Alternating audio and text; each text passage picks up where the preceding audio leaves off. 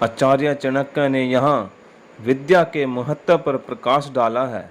वे कहते हैं कि यदि कोई युवक सुंदर है, सेहतमंद है, यौवन से भरपूर है, किंतु यदि वह अनपढ़ है तो ऊंचे कुल में जन्म लेने के बाद भी वह समाज में आदर का पात्र नहीं होता। पुरुष की सुंदरता विद्या है। यहाँ हम बहुत दूर ना जाकर स्वयं आचार्य चाणक्य का ही उदाहरण ले लेते हैं।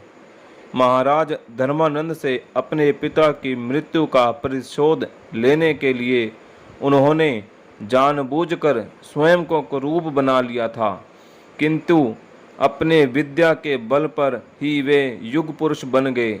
इसलिए वे कहते हैं कि जिसके पास विद्या है उसे अपनी कुरूपता की ओर किंचित मात्र भी ध्यान नहीं देना चाहिए, क्योंकि उसकी विद्या ही उसका सौंदर्य है।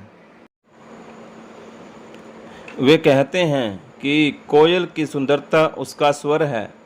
प्रत्यक्ष सब जानते हैं कि कोयल काली होती है, किंतु उसका स्वर इतना कर्ण प्रिय, मोहक और सम्मोहित कर देने वाला है कि उसे सभी पसंद करते हैं। मीठा बोलने वाली स्त्री को भी कोकिला कहकर पुकारा जाता है। तात्पर्य यह है कि उसका स्वर ही उसकी सुंदरता है। आचार्य चाणक्य जनसाधारण को वाणी का महत्व समझा रहे हैं।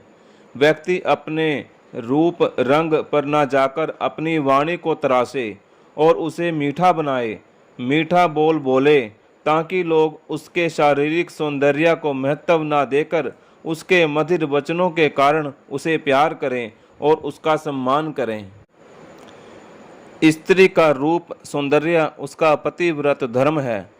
पतिव्रता स्त्री पृथ्वी लोक पर ही नहीं, तीनों लोकों में सम्मान की पात्र होती है।